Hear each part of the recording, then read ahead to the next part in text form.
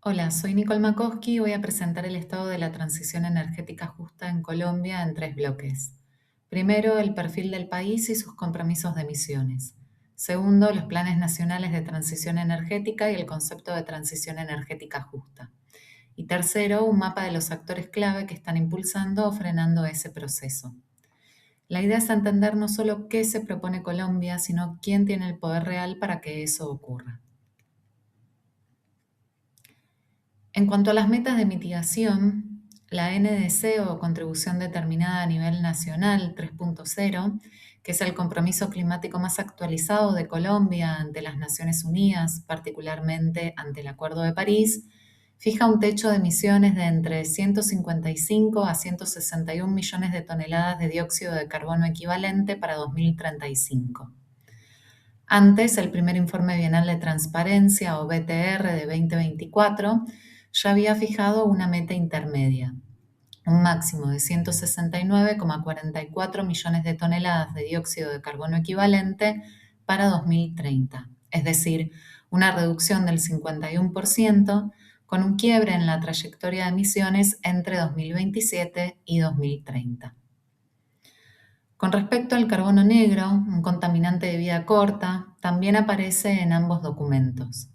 La NDC apunta a reducirlo entre 6.130 y 8.873 toneladas para 2035 y el BTR fija un 40% de reducción para 2030, ambos versus el escenario de 2014. En relación al sector minero energético, este concentra la dependencia estructural de fósiles. Por eso, la transición energética justa es su eje articulador. No se trata solo de bajar emisiones, sino de garantizar la diversificación laboral y productiva. El BTR concreta esto con una meta de 6 gigavatios de energías no convencionales. Y en cuanto a la adaptación, la prioridad 9 de la NDC habla de soberanía y democratización energética, conectada al Objetivo Mundial relativo a la adaptación, o GGA, y a la Estrategia a Largo Plazo, o LTS. El seguimiento sectorial se hace vía los planes integrales de gestión de cambio climático sectoriales que dan continuidad a la NDC de 2020. Este segundo bloque mira a los planes nacionales y la transición energética justa. La hoja de ruta de transición energética justa de 2025 muestra una brecha. Se conecta con el Acuerdo de París y el Grupo Intergubernamental de Expertos sobre el Cambio Climático, o IPCC, pero no logra alinearse con las metas concretas de la NDC. Tampoco asume un compromiso de eliminación gradual de fósiles, sino que se enfoca en el reemplazo de combustibles en el sector residencial, una agenda localizada. Y la vulnerabilidad del país se entiende como dependiente de factores externos, tales como los escenarios internacionales y el mercado global de energía.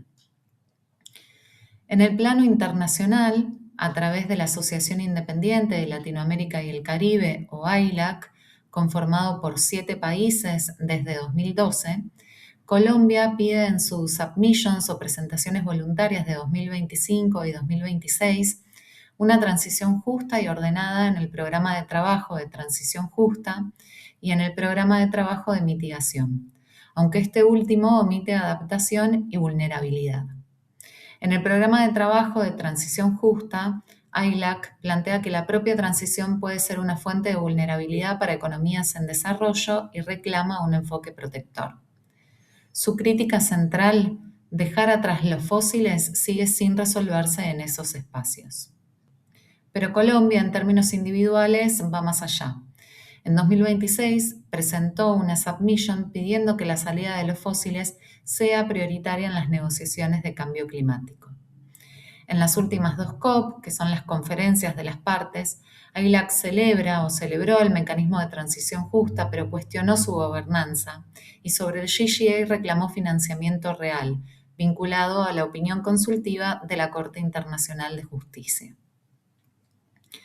Por último, este tercer bloque consiste en la identificación de actores, los cuales se han ordenado a partir de 5 variables: presencia institucional, compromiso, influencia, seguridad y paz y adaptación. En relación a los aliados críticos y desde el ámbito gubernamental, se destaca Petro, que puso la transición energética justa como eje del plan de desarrollo, así como el Ministerio de Ambiente y Desarrollo Sostenible y la Cancillería o Ministerio de Relaciones Exteriores, que representan a Colombia ante las Naciones Unidas. Y también encontramos a la Comisión Internacional de Cambio Climático, o ICCC, y al nuevo Grupo de Transición Energética Justa de Cooperación. El caso del Ministerio de Minas y Energías es ambivalente, ya que posee una máxima influencia, pero según fuentes cercanas tiene dos hojas de ruta distintas a las del Ministerio de Ambiente para la salida de fósiles, lo cual constituye una disputa real dentro del gobierno. Por último, dentro de esta categoría también encontramos a las comisiones quintas, la Gobernación de Antioquia y la Corte Constitucional.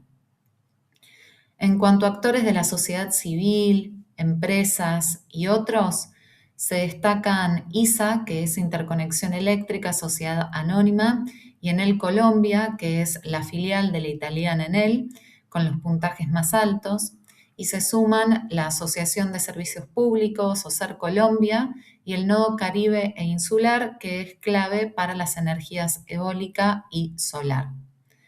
También se destacan Transforma y WRI Colombia, que es el Instituto de Recursos Mundiales, POLEM y el Instituto de Gobernanza de los Recursos Naturales, o NRGI, CENSAT, la Alianza Colombia Libre de Fracking, y FES, que es la Fundación Friedrich Ebert, y CEILATAM, el Instituto de Medio Ambiente de Estocolmo para América Latina. Estos dos últimos, FES y CEILATAM, fueron reclasificados de vulnerables aliados por su aporte técnico, sobre todo en materia de adaptación. La segunda gran categoría es la de retardadores influyentes, y desde el ámbito gubernamental o de la regulación encontramos a la ANH, que es la Agencia Nacional de Hidrocarburos, y la CREG, que es la Comisión de Regulación de Energía y Gas, con los puntajes mínimos en compromiso y adaptación. Y la Gobernación del César también con puntajes bajos por su dependencia del carbón. En cuanto a las empresas, organizaciones o instituciones financieras internacionales y sindicatos, encontramos a Ecopetrol como el actor central, con una alta influencia, pero condicionado a la expansión fósil. Su sindicato, que es la USA, la Unión Sindical Obrera, está dividido entre una línea dura y otra más abierta a renovables. También acá encontramos a la Asociación de Petróleo y Gas, la ANDI, que es la Asociación Nacional de Empresarios de Colombia, y Frontera Energy.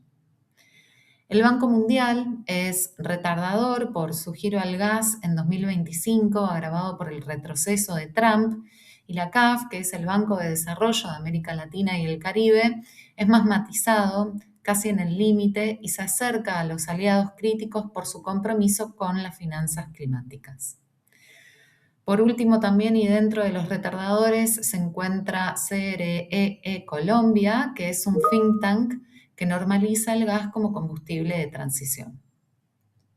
Finalmente, en la categoría de socios vulnerables y también desde el ámbito gubernamental se destaca la Alcaldía de Medellín con una alta influencia, pero un compromiso condicionado por sectores tradicionales, y la Gobernación de La Guajira, que combina una alta influencia territorial con un compromiso bajo, limitado por tensiones sociales.